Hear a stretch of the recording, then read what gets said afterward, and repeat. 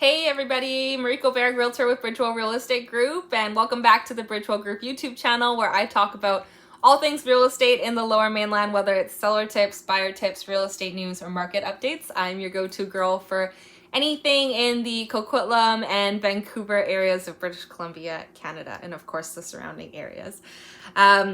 Today's video, I wanted to talk about a very important topic, and generically I wanted to answer the question on whether or not buyers pay realtor fees.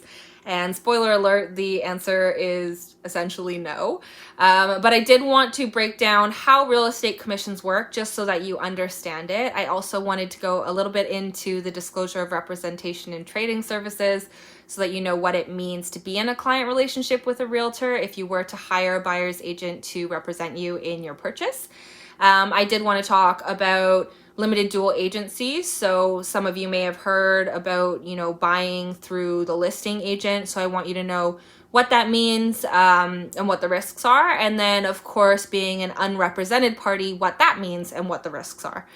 I do want to start off this video by acknowledging that yes, I am a realtor, and some of you may feel that I have a bias to that, and I can completely understand, but I do want to let you know that the whole purpose of this channel is to make sure that the consumers and public are educated and as protected as they possibly can be with regards to real estate. And so I just want to provide you with factual information so that you can make an educated decision that's best for you and your family and of course your situation. So by no means whatsoever am I trying to convince you to buy with me or anything like that. I am just trying to provide you with factual information so that you can make the best decision for you.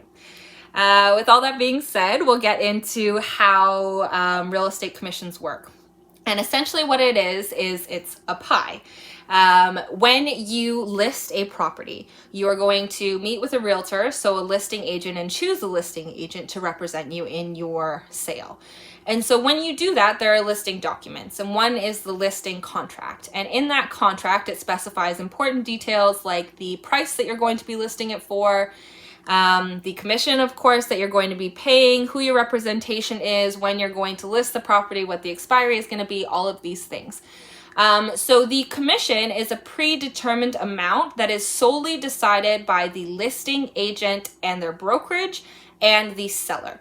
The buyer does not have any say with regards to this commission. They're not involved in the negotiations or lack thereof, really.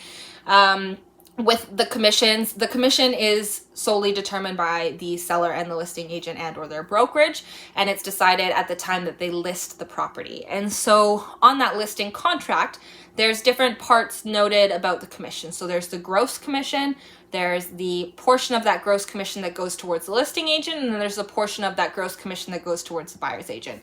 So you can essentially see it like a pie. The gross commission is the total commission that the seller is going to pay, and then a portion of that goes to the listing agent, which is a predetermined amount, and a portion of that goes to the buyer's agent, which is a predetermined amount. And so, there are some places that argue that the buyer indirectly pays the commission as a part of the purchase price, and that the seller essentially factors in this commission to the net amount that they anticipate to get. It's not necessarily wrong per se. It's just that you have to acknowledge that as a buyer, you really have no control over that commission because it is a predetermined amount that's determined between the listing agent and the seller. It really doesn't have anything to do with you. But long story short, buyers should not expect to pay a real estate commission when they hire a realtor to represent them as their realtor in purchasing. I would never charge my buyers a fee, and you definitely as a buyer should not be expecting to pay a real estate commission. And if somebody is telling you that you need to pay a real estate commission, I would be a little bit fishy about it. The one situation where it may be the case where you pay a commission as a buyer's agent may be if the property that you are purchasing is listed by a discount broker, so say 1% Realty.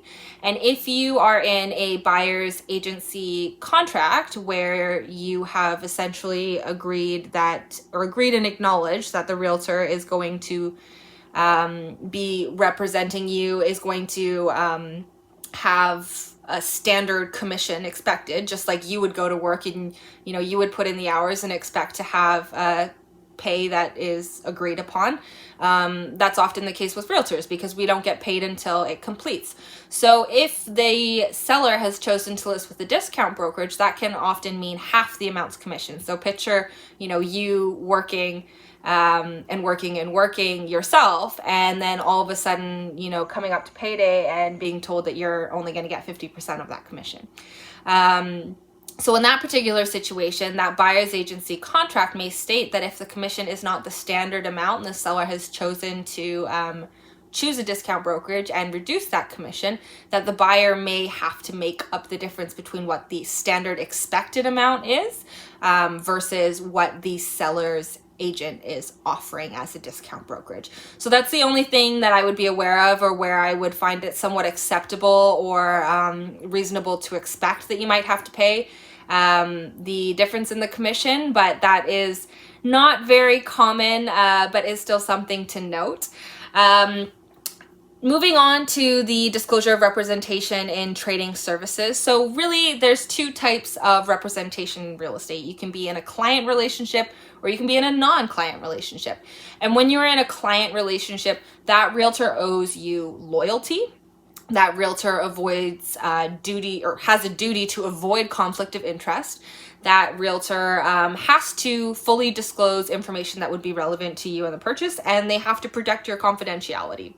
Four very important things that you would probably want in a realtor.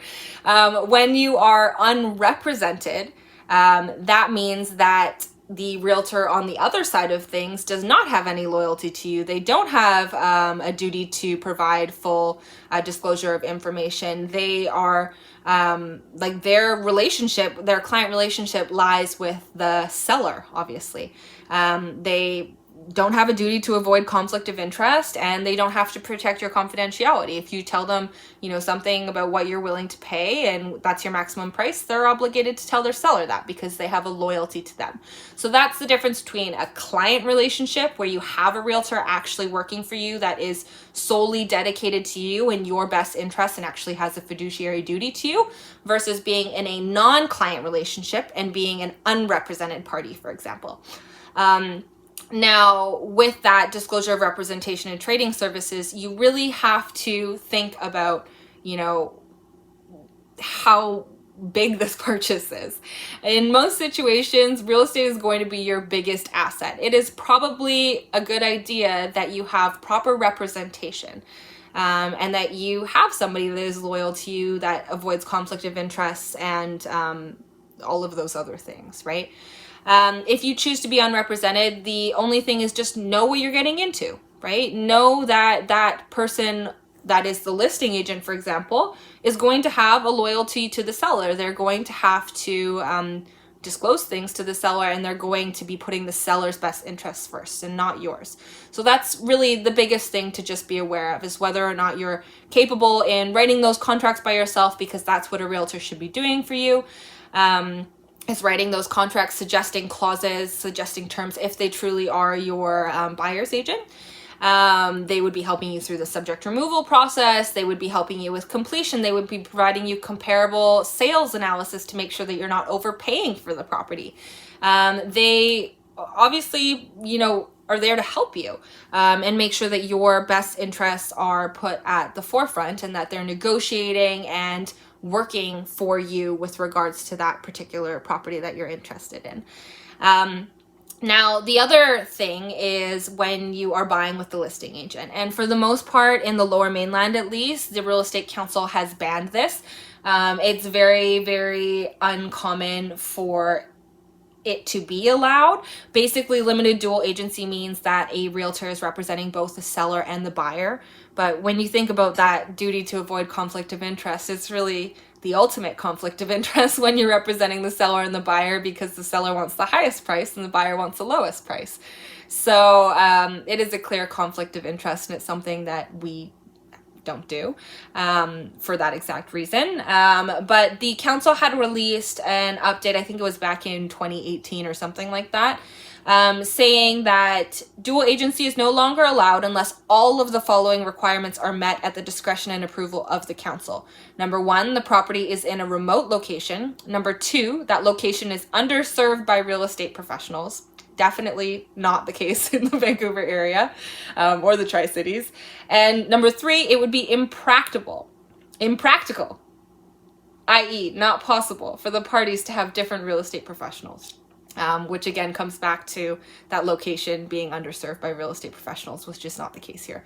So for the most part in the Lower Mainland, dual agency cannot exist. So what that means is that if you are going to be buying with the listing agent, really what you are going to be doing is being an unrepresented party. So you just have to be aware that that is going to be the case, that you would be buying the home without a realtor, and that you need to keep in mind that that person doesn't have loyalty to you, doesn't have a duty to avoid conflict of interest, is not going to be working within your best interest. They're going to be working within the seller's best interest, and that they have no duty to protect your confidentiality or fully disclose information.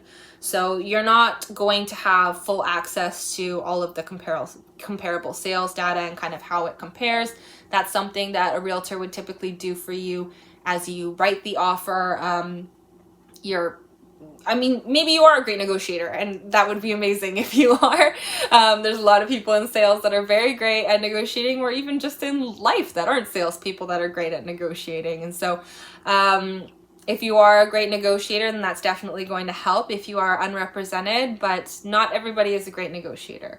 And so that's definitely something to keep in mind with regards to the contracts. It's like if you think you're saving money by not using a realtor, there's a lot of other ways that you can not save money by not using a realtor. For example, not knowing how to properly read strata documents. There's a lot of special levies and terminologies and things like that that can translate to not very good return on investment or value, or loss in money if you purchase in the wrong building or don't have very good knowledge on a strata. Similarly, if you're not a great negotiator, even though you save money in terms of what you think the commissions would be deducted from the purchase price in terms of the seller's net idea, you may lose that by overpaying for the property because you weren't given comparable sales data and you didn't know, or you didn't know how to negotiate, or really just that you don't know what you don't know, and realtors are there for a reason. So I think that those are really the biggest things to think about. One other thing that people ask us that's a little bit unrelated is just whether or not it's good to use a discount broker or somebody that offers a kickback on the buyer's agent commission. So what that would mean is a buyer's agent that actually gives money back to the buyer for buying with them.